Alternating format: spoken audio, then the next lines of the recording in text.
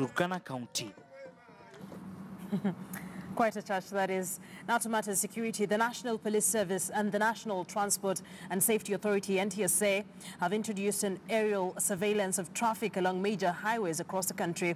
This, the authorities say, will help ease traffic flow and swiftly bring traffic offenders to book and reduce road carnage, especially during this festive season. Here's KTN's Branobuya with what's happening on the increasingly busy highways. It is that season again, and for a good number of Kenyans, it is time to visit the countryside and check into their holiday destinations. This is usually characterized by the cruising of buses along major highways on higher rotation and mammoth crowds at various bus termini here in Nairobi.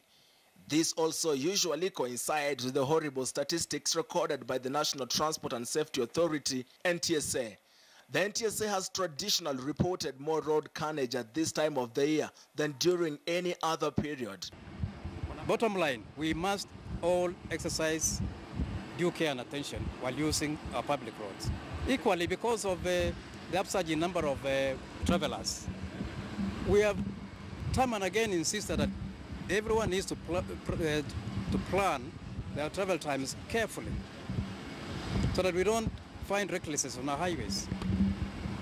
I will recap. Before you use your vehicle, ensure it is in good condition. Make sure you're also in full charge of your faculties. And in a bid to reduce road accidents, the National Police Service has introduced aerial surveillance across major highways to monitor how traffic is being coordinated on the ground and to enable quick response when need arises.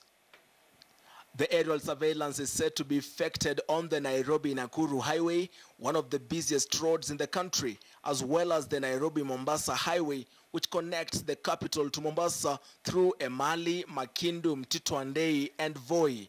The police has also trained their cameras on the Thika Superhighway and any other roads that the police may deem necessary. You can only be licensed to operate on a route that you ordinarily do not use for a maximum of 3 days. So you do not just wake up one morning and imagine that there are many more passengers on a certain route, and off you go. You must get the proper authorization from NTSA.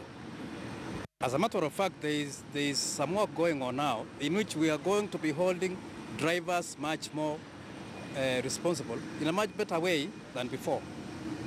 Several police crackdowns have already been launched on the ground along those major highways to try and ensure safety of all those traveling in this Christmas rush. Here in Nairobi, the various bus termini have started recording higher numbers of travelers than usual. Public transport operators are expected to get even busier on Christmas Eve, Monday. There are fears that some of the vehicles used on local routes may have been deployed to ply long distances given the higher demand for public transport.